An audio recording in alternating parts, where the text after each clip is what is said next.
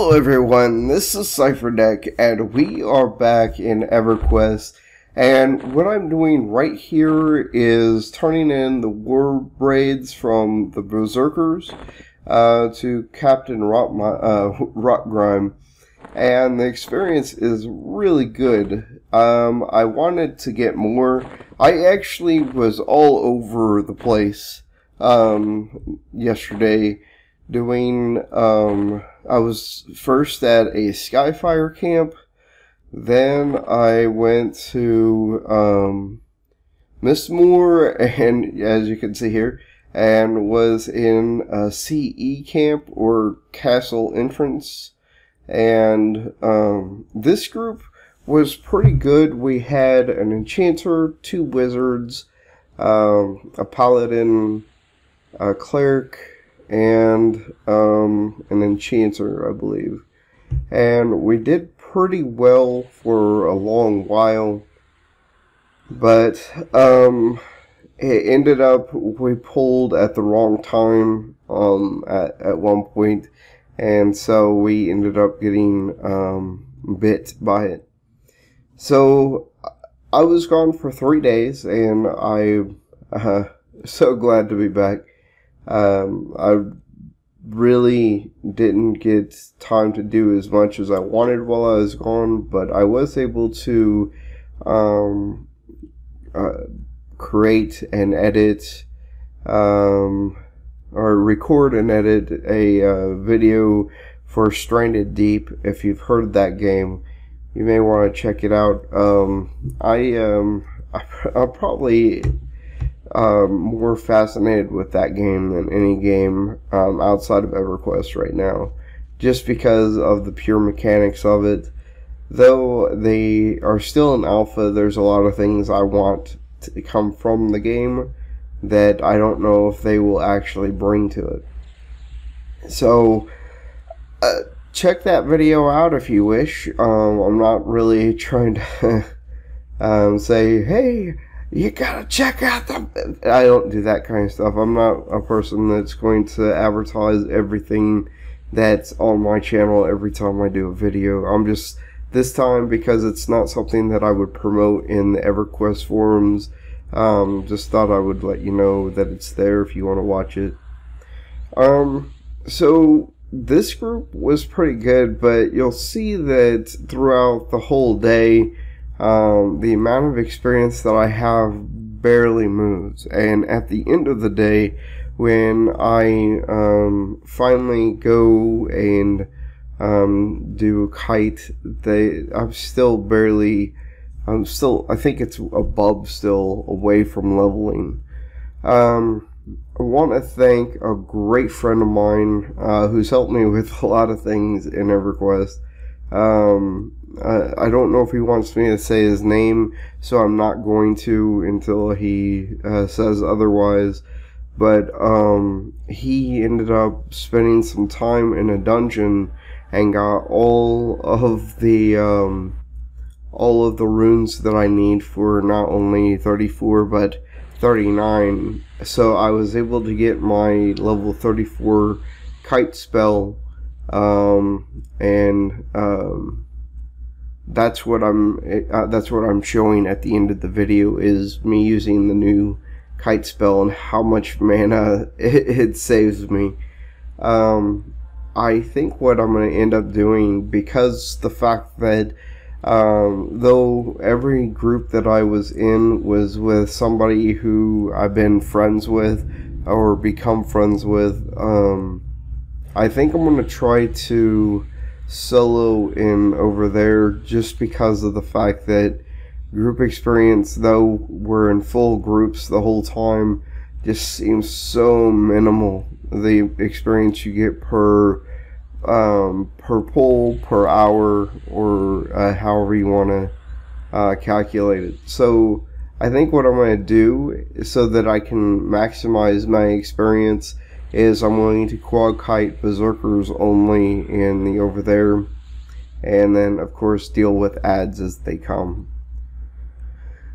So we were running through this zone pretty well, and we ended up getting to a point where we not so much pulled too much, but pulled at the wrong time, because as you know, if you've been in this group before, or for this camp, you know that mobs spawn out in this area here as well as in the castle.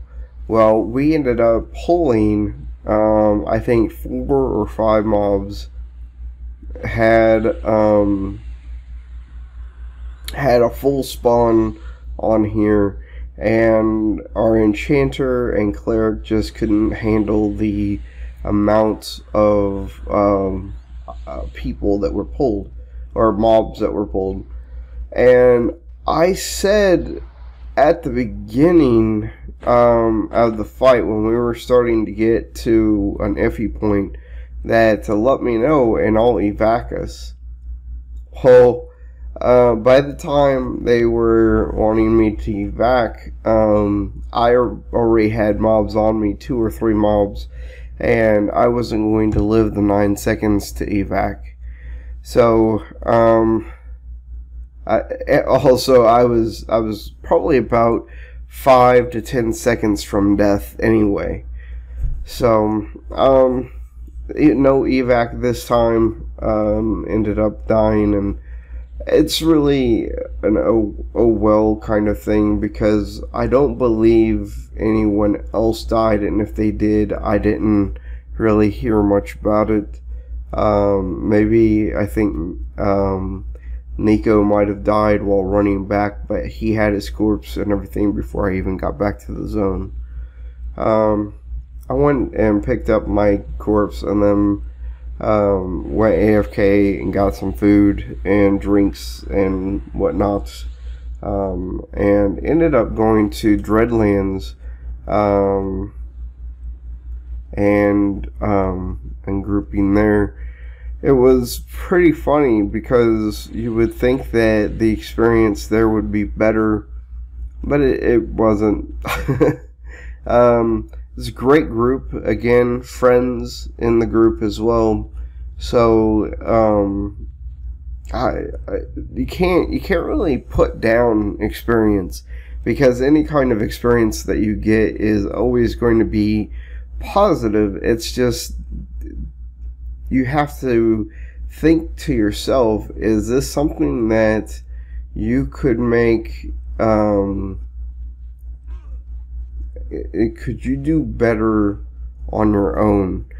And in this situation, it was, yes, I could probably do better on my own as far as experience goes. I could probably level faster by soloing and Overthere, and but at this time I didn't have my quad kite spell, my level 34 spell, and so I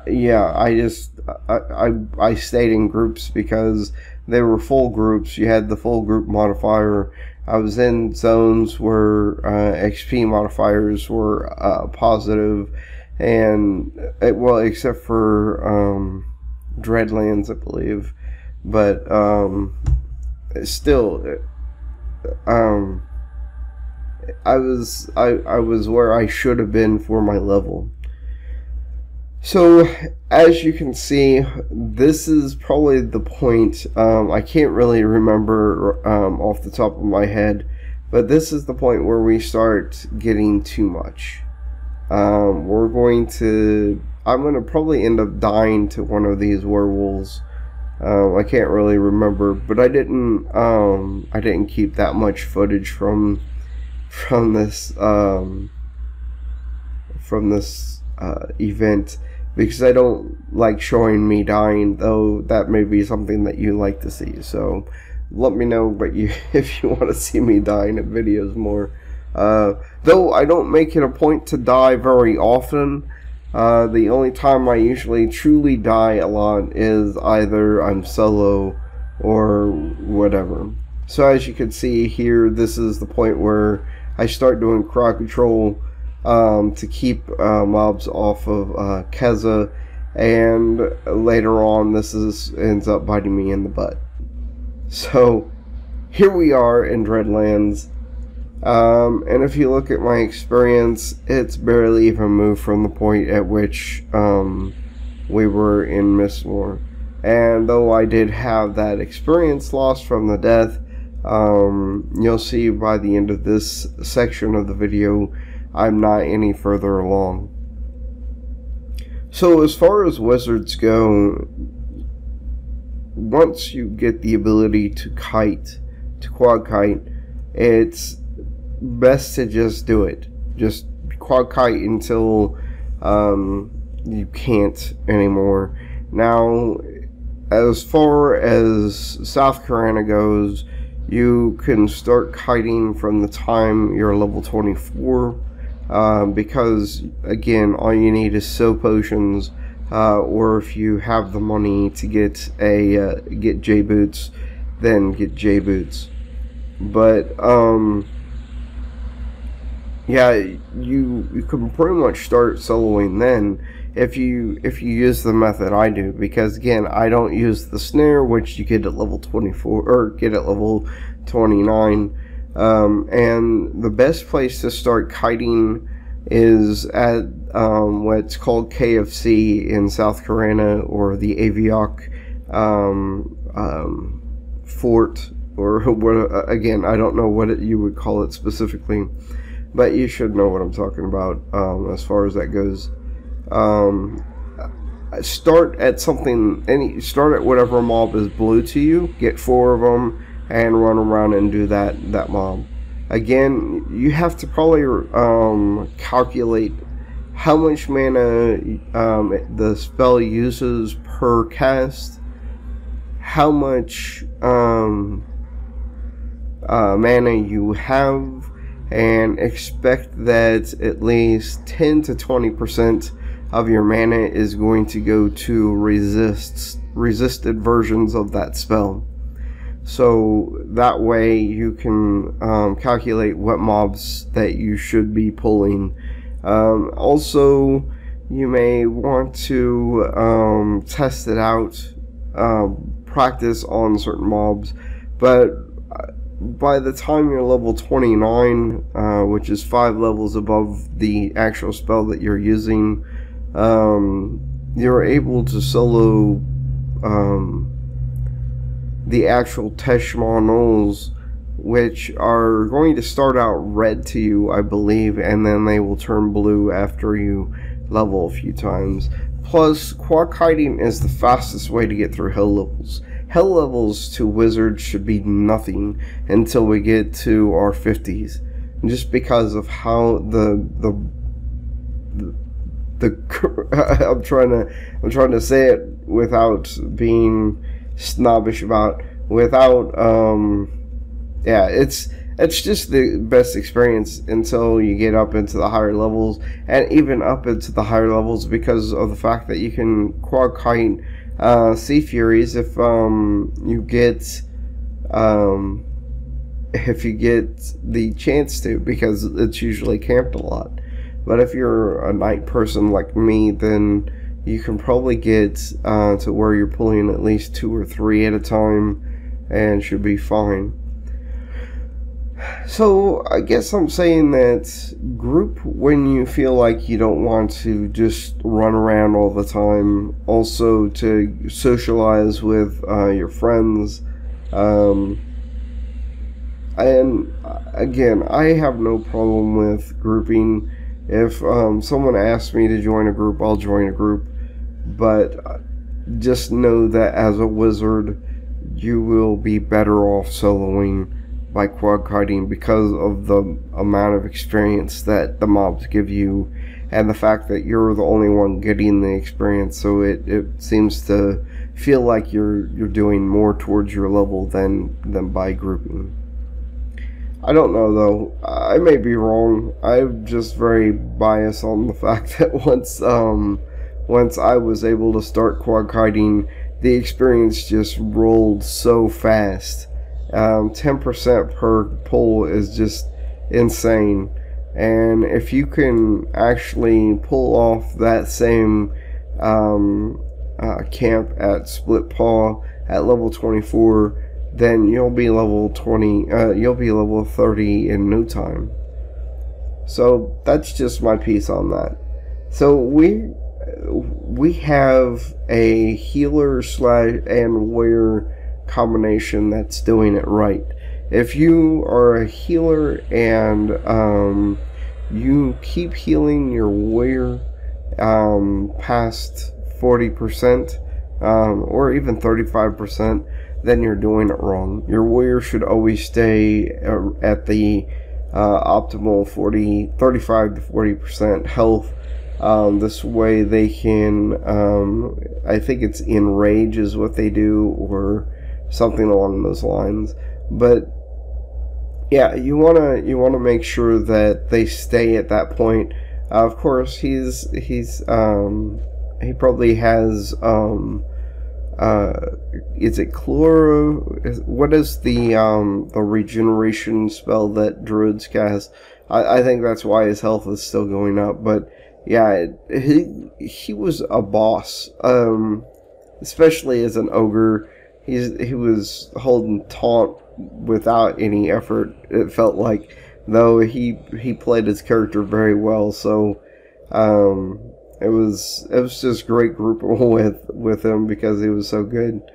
I don't know, this whole group was great. Again, I would have probably stayed, but I ended up having to go back out to the store because I forgot to get something to drink. Or I can't remember. I drink a lot of liquid just because of the fact that I'm sick still, and it's required, and so I ended up having to go out and ended up purchasing one of those 36 packs of water and throwing that all in the fridge. So that's what I'm drinking now. So I'm going to go ahead and move on to the very last thing that I wanted to talk about today, and that is just porting. I think it is and the reason I'm bringing this up is because I've talked to other wizards, and not really druids so much, but about where to make your money as a porter, or the optimal times to make money as a porter. I found that if you play the kind of times that I do, which is usually until maybe midnight or so, or even later on the weekends, that you probably want to bind yourself in Overthere, because every level 49 to 60 pretty much has their Overthere hammer, because you can have an enchanter charm the guy and just be able to turn in, I think it's jade, without any issues at all, and be able to, they're looking for ports, especially if you have a raid who they're ending a raid. You can make a lot of money by being in the Overthere at the right time. So I usually bind in the Overthere, then take that person to wherever it is that they want to be ported, if it's Dreadlands, and then I will macro. I have a macro that will oversee saying all the ports that I have available, and then if anyone needs a port, then I port them. Also, I think there's a lot of people who don't understand how close the Nectilus Forest port is to East Commons and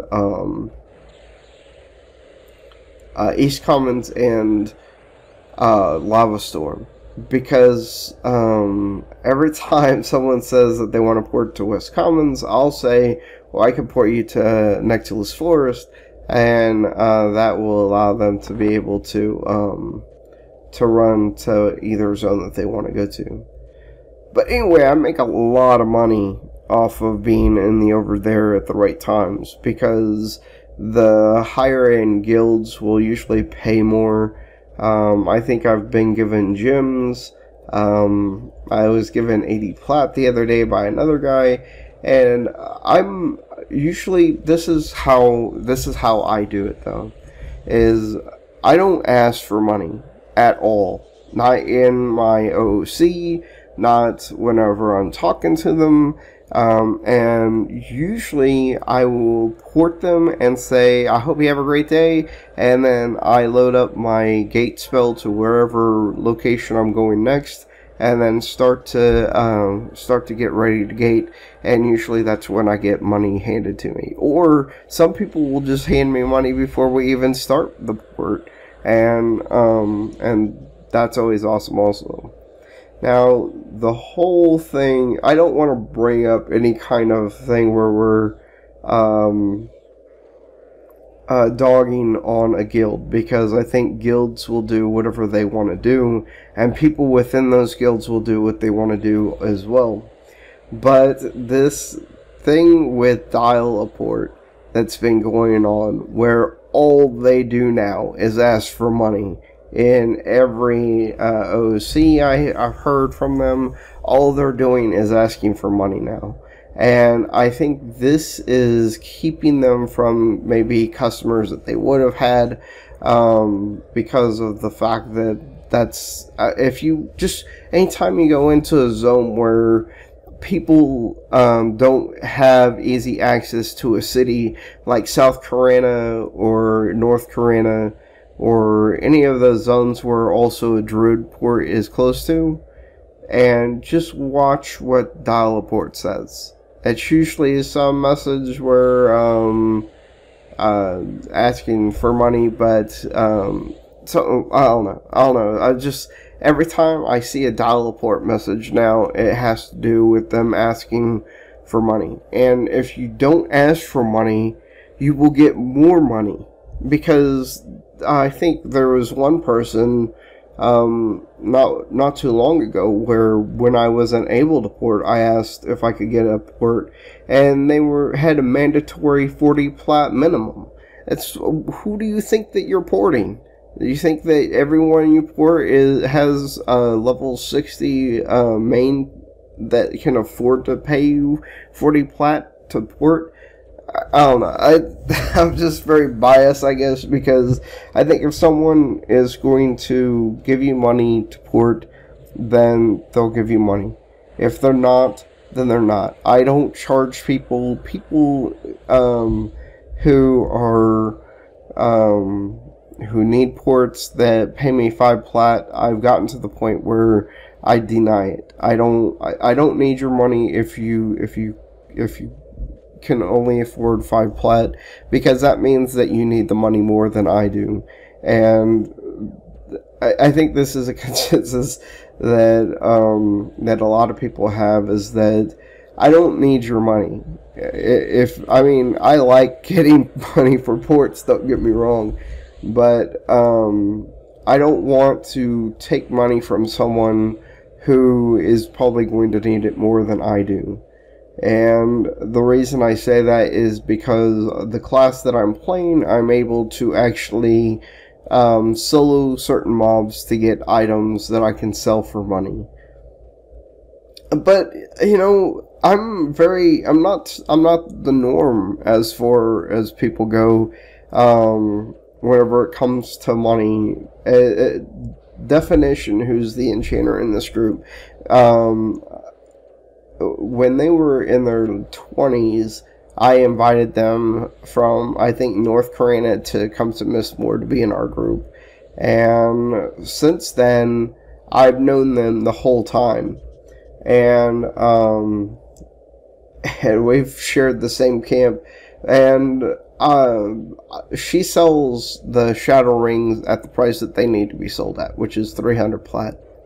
But I only sell them for 200 plat, because I would rather be able to get back to whatever it is that I'm doing, or maybe not stand around and try to sell them and let someone else do it. And I think I've already said this several times before, but anyway, I don't know. money is going to come to you in several different ways in this game, and the higher level that you get, the more money that you're going to make. And I think if you require money from people for something that you can do that will only take you a few seconds, though, granted, there was a point last night where I ported 6 people from 6 locations after porting 1 person, and I made a lot of money off of it. And that's because they were all their guildies. Money will come to you in this game. I'm not in a rush.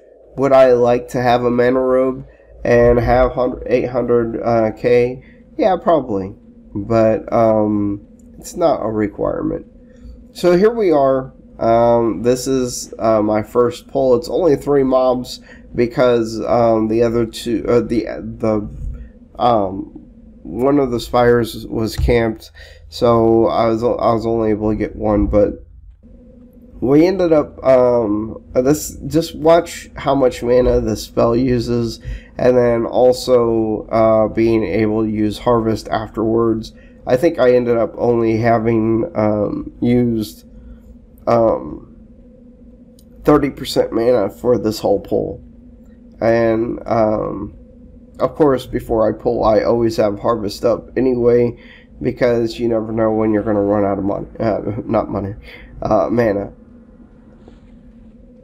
I get hit a few times because I think this spell takes a little bit longer to cast, but you can see it's hitting for 202 instead of 136, and while that's not a big difference, it seems like in this game, small amounts of damage changes will make a huge difference on how fast a mob looks like they're dying. And I find that in groups where if I cast a spell that is 303 damage versus a spell that does 250 damage, that 50 damage whenever cast on a mob looks a whole lot different, and it makes it look like you're doing more work in your groups, especially when you're in the groups that I've been in, where I'm probably a little low for me to be in them. But yeah, as you can see, I have clarity and all of that, so that's also modifying the test results, I guess you'd say. But the next video I do is going to be me kiting in the Overthere, and a lot of people say, well, you can't do that because there's so many mobs, but there is a perfect kiting spot for me that I use a lot while I'm there, even whenever I'm soloing a single mob, or if I'm kiting 3 or 4 mobs. It's a very odd place to kite, but it is a very secure place to kite. So that's where I'm going to be doing my next video is there. So guys, I just want to wrap up as this video wraps up with just going over everything. I had a great time last night, got to hang out and talk with a lot of my friends, and just had some really good groups.